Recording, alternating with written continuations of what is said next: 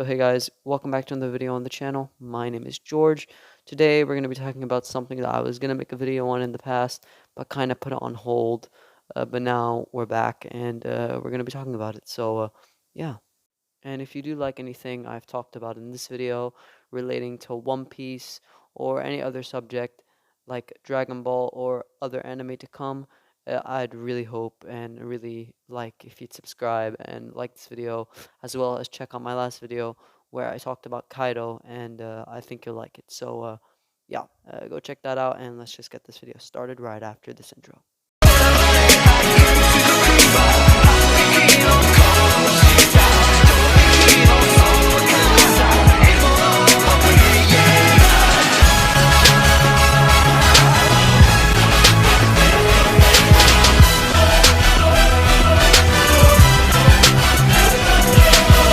One Piece has had many designs over the years for their main character, protagonist, Monkey D. Luffy.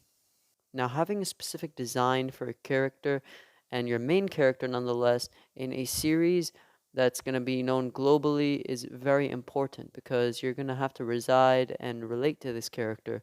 So you're going to want to be familiar with how he looks or she looks. Now, I do have to make this clear before we move on to the video. When I talk about design, I don't mean like, let's say, Luffy's Afro Luffy design in Long Ring Long Land, because that is a design, of course, because he's wearing a different wardrobe in the show. But when I talk about design, I do not mean just changing his hair, because his hair is different. That's a different design.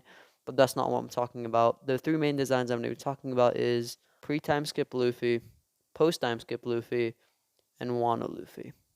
Now, a quick disclaimer, once again, that when I make these videos, and especially this one, I'm not here. I love all these designs. All these designs have a moment in the series that have stuck with me, and that's why One Piece is my favorite series. That's why I made a whole channel dedicated to One Piece, especially One Piece. So I want you to know, once watching this video, if I say anything harsh about these designs, I want you to know that every one of these designs have a flaw that I don't like, and most that I do. Yeah, don't get too offended, and if you have any opinion about it, go down in the comments. Don't be toxic. Just write down what's your opinion. Starting off with pre-time skip Luffy. Now, before I say pre-time skip Luffy, there have been some debates online that I have looked through all over Reddit and Twitter, more so on Reddit, where people think pre-time skip Luffy has two designs, which is true. He has this design that's on screen right now, and he also has this design. Now, these are not that different. Definitely one is different in how he looks because the animation quality has definitely stepped up. But right now we're going to be talking about the design on the left, not the right, because that one I'm not really going to count, and I'll explain to in a minute.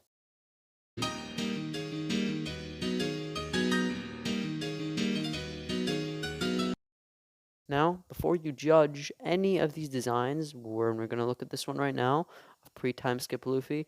I need you to know that every time Oda has described Luffy, he describes him, especially pre-time skip, as a 17-year-old lean, muscular teenager. So that's what we're going to be going with when we go into this review. So when I talk about it, I'm going off that description, so none of you get offended.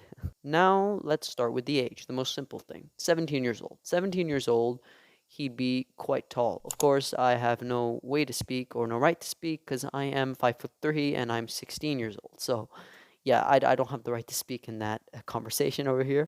But what I can say is that this right here, this design, if we're just going based off age, it is perfect for Luffy. Luffy, his face, how tall he is, the way he walks, the way he acts, it just is all 17-year-old like. He looks 17. This portrays a 17-year-old, and the best way I can describe it to you, and where you can finally see that this guy, he's not an adult, he's not a child, but he is a young adult, 17 years old exactly, and that is when Usopp, Sanji, Zoro, and Luffy are defending Nami in Arlong Park, walking up to the Arlong Park, yeah, and about to beat up Arlong.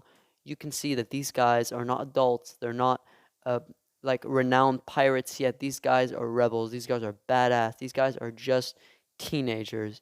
So we have to give credit where credit's due to Oda Sensei. Thank you so much, Oda, because this design is probably one of my favorite designs before the design at the end of this video, which we'll talk about once we get to the end of the video. So, yeah, I don't really have much else to say for this design. We're going to talk about the body now, but yeah, other than that, flawless. Now we're here with the problem. Now, to me, it's not really that big of a problem, but to multiple people on Reddit, apparently, it's a big problem, and that's that Luffy is so skinny, he looks like he has no muscle at all. Now, I do agree to this to some extent. I do understand that, yes, Luffy is a 17-year-old lean guy. He's supposed to be lean, he's supposed to have a bit of muscle on him. And yeah, when he takes off his shirt, or when his shirt's like buttoned open, you can see he has a six pack. He's looking good, and but like at the same time, I didn't really mind this design choice, and I kind of writ it off because I'm pretty sure One Piece back then, especially in Alabasta, was more of a yeah, it was serious, but it was more gag like, and it still is gag like today, but more serious than gag like. So, yeah, I do kind of just forget about the fact that. Oh yeah, Luffy's supposed to be kind of muscular, a little bit muscular, but no, he just kind of like forgot about all that. And he's just some really skinny, lanky, malnourished dude. So no, I don't really mind this, but yeah, I'm gonna have to add it on here from what I've seen online because this is not my opinion. This is all yours is opinion. So yeah. Now, before explaining this first design, I did say that people thought there were two designs pre-time skip. And yes, there is two designs pre-time skip, but I did not count it, and this is why. From episodes 1 to 206, the anime stuck to Luffy's design that we just talked about, the malnourished Luffy. And that's what I'm going to call him from now on because he looks kind of malnourished. And then there's a design right after episode 206, almost where the animation got better, and suddenly Luffy just turned into like a shorter version of what he was.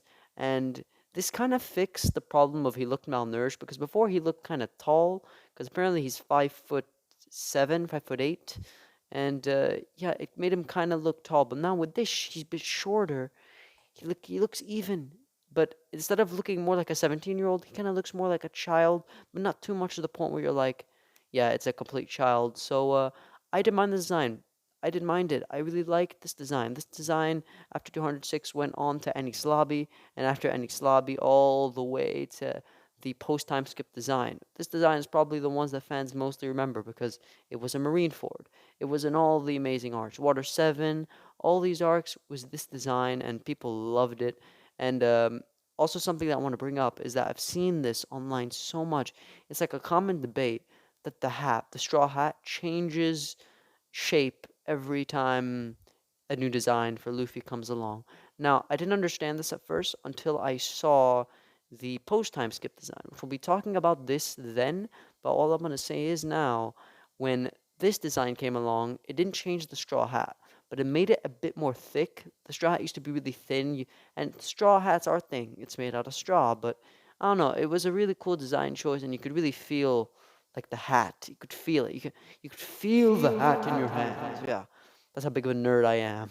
But let's move on to the next design, post time skip design.